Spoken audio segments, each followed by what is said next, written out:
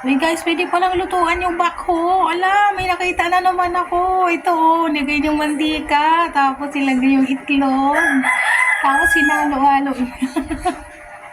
At saka nilagyan niya ng kamatis, isang bilao. At saka sili. Tapos nilagyan niya ng mushroom, may sibuyas. Grabe guys, pwede pala yan guys. Kung wala tayong kawali, shoutout sa mga nag-construction. Nilagyan ng sili, dry, tapos i-mix. Tapos, pinaandar niya yung yung bakso, saka hinalo-halo. Wala, amazing! Mga guys, hindi pala yun.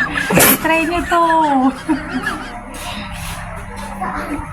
Nakakatuwa naman to si Kuya. Ang daming alam na lulutuan. Parang may nadagdag na naman akong kaalaman ngayon, guys. Yun pala, ipapakain niya sa mga alagang hayop niya. Kaya pala siya dyan nagluto. Grabe. Oh, di ba? Sarap.